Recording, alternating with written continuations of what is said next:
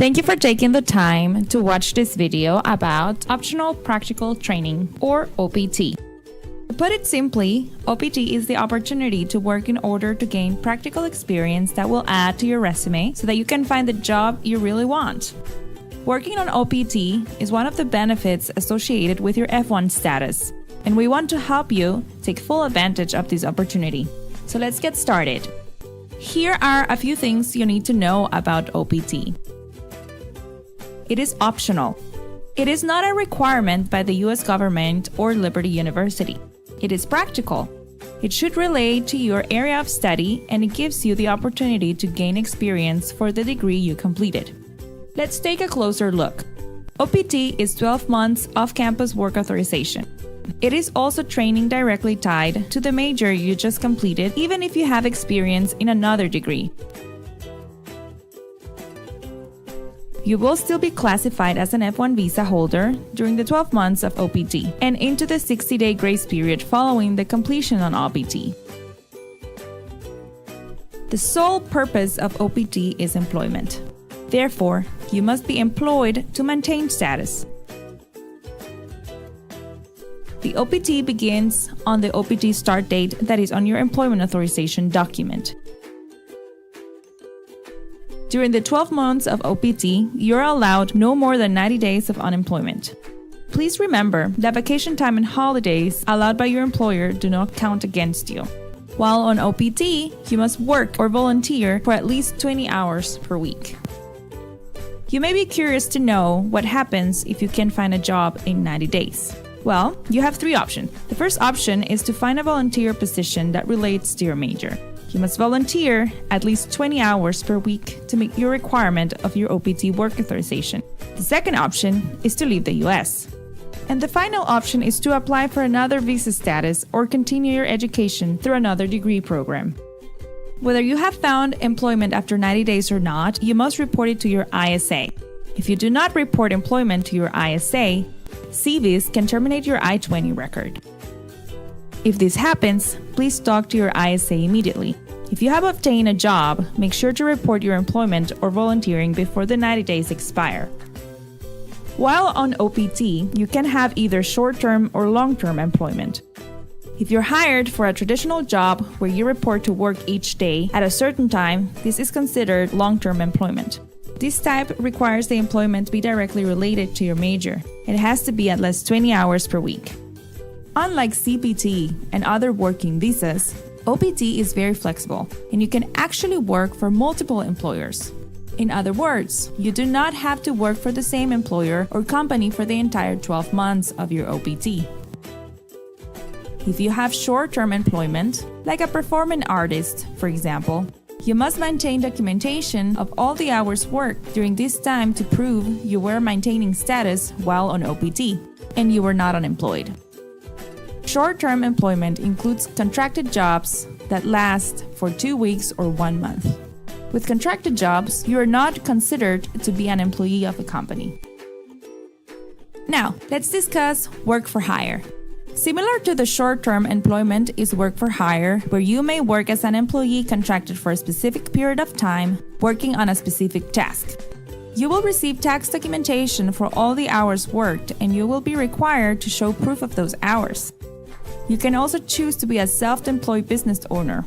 To do this, you must have all the proper business licenses, work full-time, and your business must relate to your area of study in your most recent degree program. Like with other jobs, you will be required to have a thorough documentation of all the hours worked. While not impossible, it is more difficult to change your status to H-1B or other working visa statuses if you do contracted or self-employed short-term work during your OPT. If you're unable to find a job, please remember you can volunteer or participate in an unpaid internship to maintain your OPT status.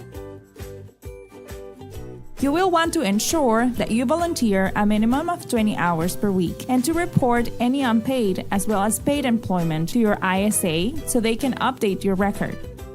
So, how do you verify your employment? You will need to request a letter from your employer stating the dates that you have worked or volunteered for the company. For contracted or self-hire type of jobs, you can maintain a spreadsheet of hours worked. We highly recommend you keep documentation of jobs and hours worked through employment verification letters from your employers. You may be wondering how to confirm if your OPT is related to your degree. Please note that it is up to you and your employer to justify that it is related.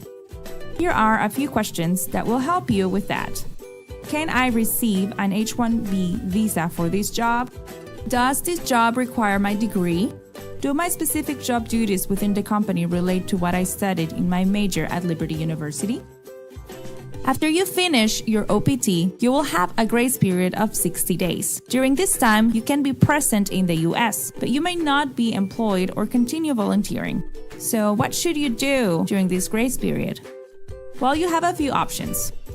You should either prepare for departure from the US, begin a new degree at Liberty University, transfer to another school, or apply for a change of status. Let's go into a bit more detail about changing to H-1B.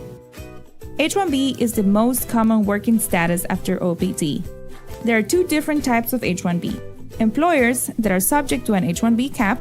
This means the employer is subject to the federal mandate that limits how many H-1Bs can be processed in the US for the year.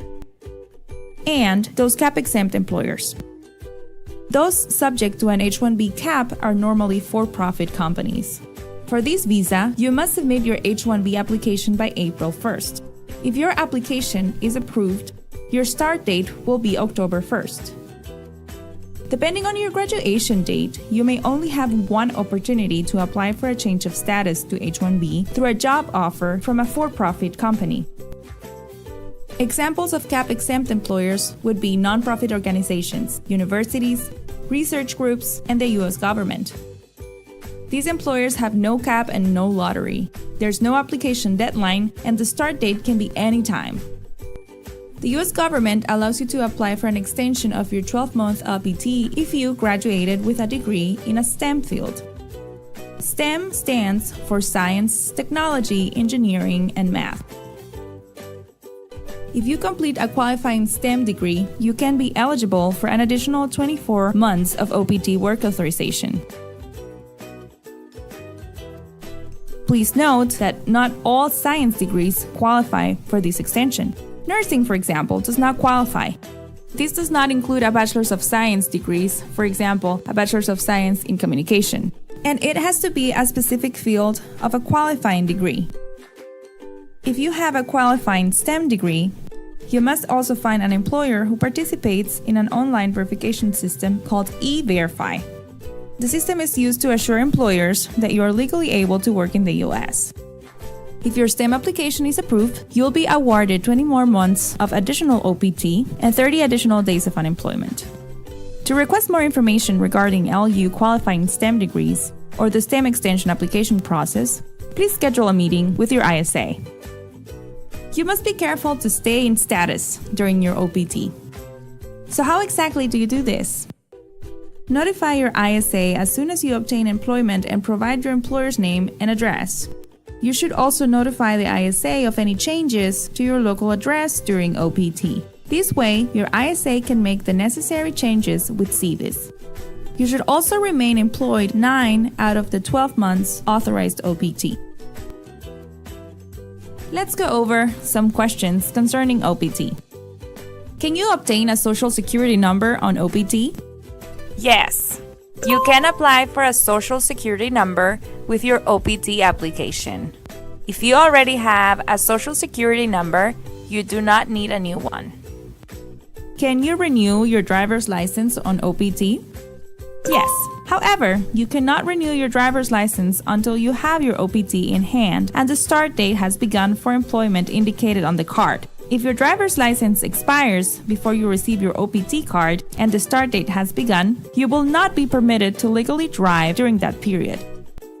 Can you move while your OPT application is processing? The address that you put on your OPT application is the address where your card will be sent. If the card is misplaced or thrown away, you'll have to reapply. If you do move, be sure to update the USCIS with your new address immediately. Can you work without the OPT card? No, you must have the OPT card in hand and the start date has arrived before beginning work. What is the last day you can apply for OPT? Your application must be postmarked the last day of your 60 days grace period following your graduation. I strongly recommend that you apply for OPT before you graduate. Do you lose your OPT when you get a new I-20 for grad school? No, your OPT will not cancel once your I-20 is made for grad school. It will cancel the day of the program start date on your graduate studies I-20. Can you travel on OPT?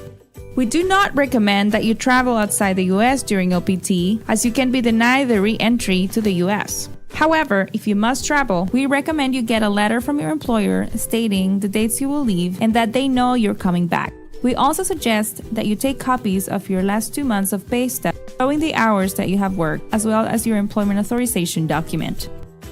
Can you be a student on OPT? No, you cannot take classes on OPT, not even online classes. Students on OPT will receive an IO hold on their account so that you cannot register for any Liberty classes. Can you be a student worker until your OPT card comes? No, your student employment at Liberty ends the day you graduate. For more information regarding H-1B visas or moving into another status after OPT, please contact our immigration lawyer, Art Serratelli, for free consultations and immigration advice. After you have collected all of the required documents for your OPT application, please schedule an appointment with your international student advisor to review your documents to continue the application process. We hope this information has been helpful to you as you consider applying for OPT. Our desire in the Office of International Student Services is to help you be successful as you seek employment now that you are approaching graduation. Congratulations on all your hard work thus far.